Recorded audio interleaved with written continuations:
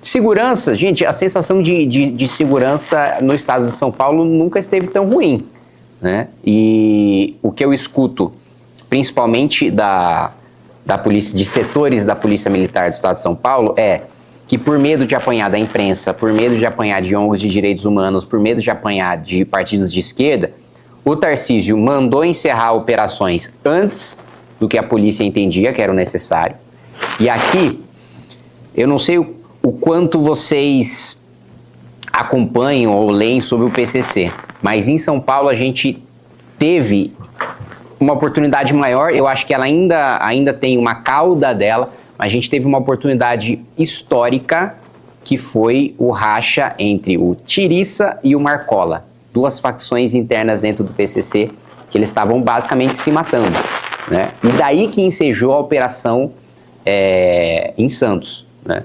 Operação Verão e Operação Escudo, para aproveitar esse racha no PCC para dar um golpe forte no PCC. Só que o Tarcísio mandou acabar antes, porque a letalidade policial nunca esteve tão alta, crítica, porque eu até me lembro de uma entrevista que ele concedeu respondendo, né, acho que era porque o PSOL tinha acionado a ONU, aí ele falou, pode acionar a ONU, pode acionar a Liga da Justiça, não sei o que a gente vai continuar. Acionaram a ONU, ele não continuou, né?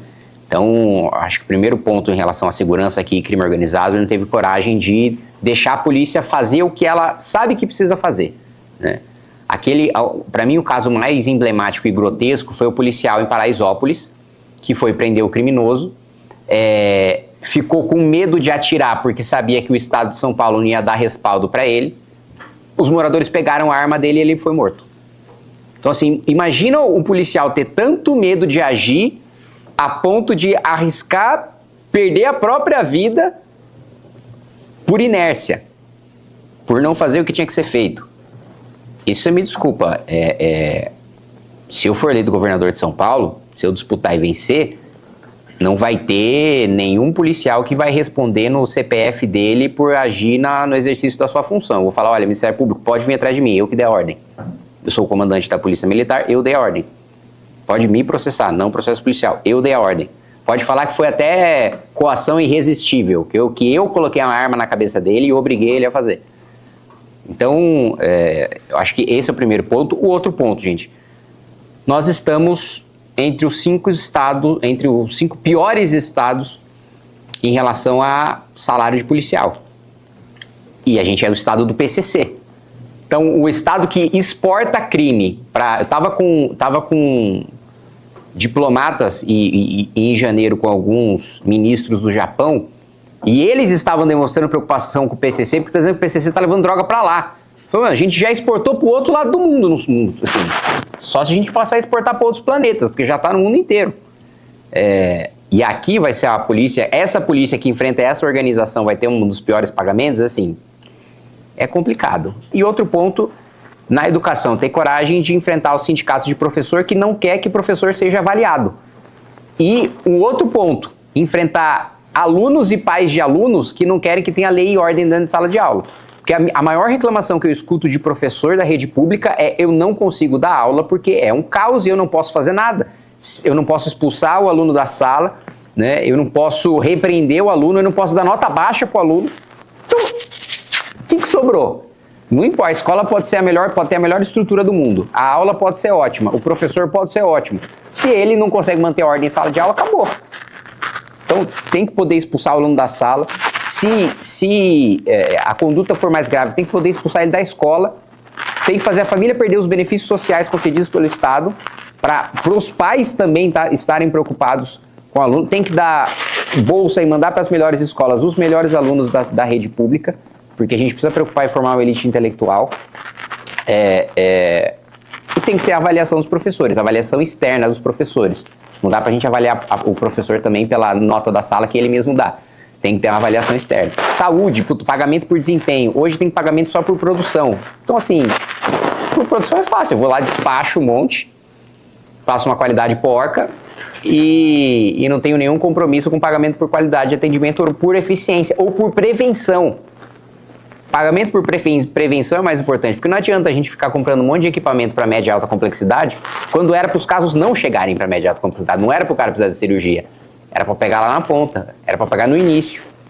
Então, coisa para fazer não falta no Estado. Olha, eu acho que se o Renan vence a eleição, tem duas mudanças radicais de curto prazo, muito boas para o nosso país, que colocam o nosso país no rumo de país sério. Primeira questão da segurança pública. E aqui eu dou um exemplo que às vezes as pessoas perguntam, né? Pô, mas como é que vai fazer para aprovar? Gente, em relação à segurança pública, não existe grande dificuldade de aprovar a matéria. Hoje, a única dificuldade que a gente tem para aprovar a matéria de segurança pública é o governo. O Centrão não tem nenhum problema, mesmo porque deputados do Centrão também são assaltados, né? Eles roubam com a caneta, né? É diferente. Mas eles, suas filhas e seus filhos também têm armas apontadas contra a cabeça deles, né? Então, matérias de segurança pública e de retomada de territórios, porque eu vejo também que está começando a acontecer no Brasil um movimento que aconteceu na Itália. Na Itália, a máfia começou a avançar tanto que começou a ameaçar a elite política. A elite política começou a ficar, mesmo a corrupta, começou a ficar com medo de ser substituída por uma elite ligada ao crime organizado. Existem deputados ligados ao crime organizado? Claro, mas eles não são a maioria. A maioria está começando a ter medo de ser substituído. Ministros da Suprema Corte italiana começaram a ficar com medo de serem substituídos. Eu acho que esse receio está começando a existir aqui e essa é uma oportunidade que a gente tem de endurecer muito a legislação. E isso é muito pragmático porque a gente tem um exemplo nessa semana. O apelo da pauta de segurança é tão grande que o Lula sancionou um projeto meu.